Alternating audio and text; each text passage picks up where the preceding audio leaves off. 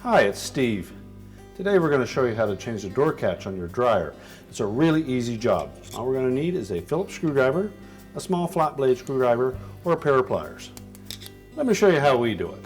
Now before we begin this repair, the first thing we'll need to do is to disconnect power to the dryer. So if it has a cord on it, simply unplug it, or if it's a hardwired dryer, locate the fuse or breaker panel and turn the power off there. We'll next want to pull that dryer out far enough that we can access two screws that secure the top to the cabinet.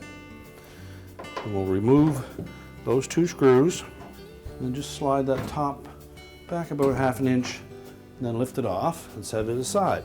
Now our next step will be to remove two screws at the very top that secure the brackets that hold the control panel in place.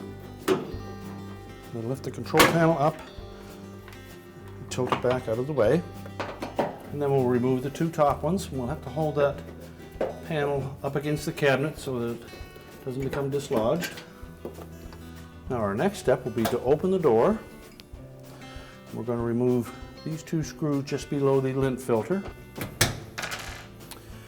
Then we'll also remove two screws at the very bottom that secure the bottom of the front panel.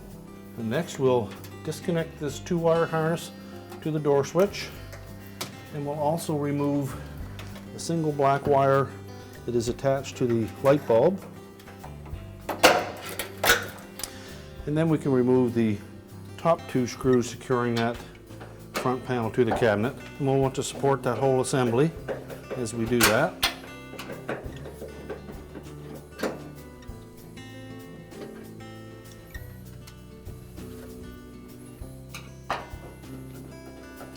Now with all the screws removed, we're next just going to lift up on the front panel to disengage 4 clips that hold it into the cabinet. Then we'll turn it around so that we can access the door catch. Now I've propped that front panel up so that we can access the door catch at the back. And if it is still intact, we'll need to remove this spring retaining clip. So you can take a flat blade screwdriver and just go in on either side and release that from the plastic portion of it.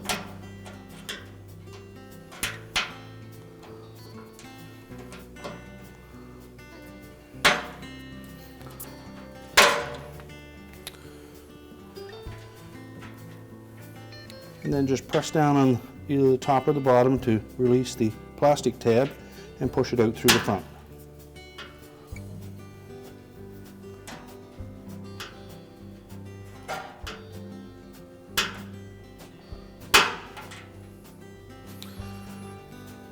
We'll then take our new door catch and making sure that we have it vertically through the front.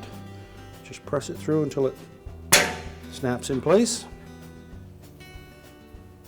And now we can put the front panel back on. Now when reinstalling the front panel, we'll want to make sure that we line up these 4 fasteners, 2 on the bottom, 2 on the top, with these rectangular holes in the edge of the side panels. And they have a little hook on them, so that will hold them in place until we put the retaining screws on. At the same time, we're going to hold up on that harness so that it doesn't get jammed in the door opening.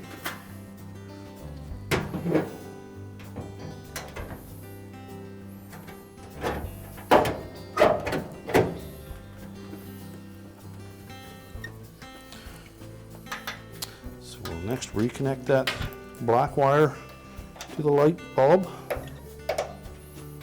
and the 2-wire harness to the door switch. Make sure the locking tabs engage. We can install the 2 upper screws.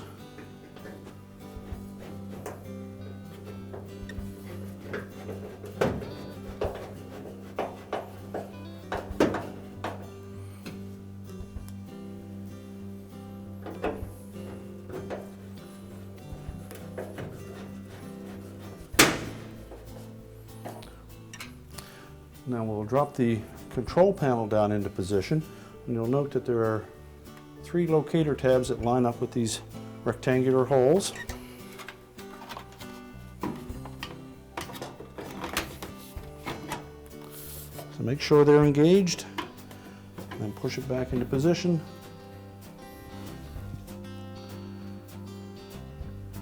and then we'll install the 2 retaining screws on the top. Now next we'll install the 2 screws on the bottom of the front panel. And now we'll put the main top back on.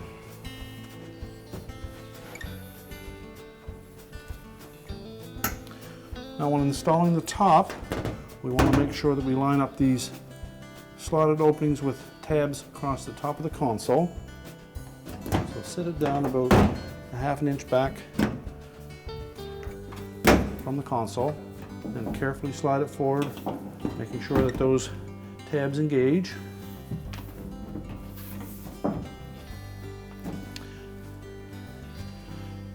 And then install the 2 retaining screws at the back. We're now ready to reconnect the power, and our repair is complete.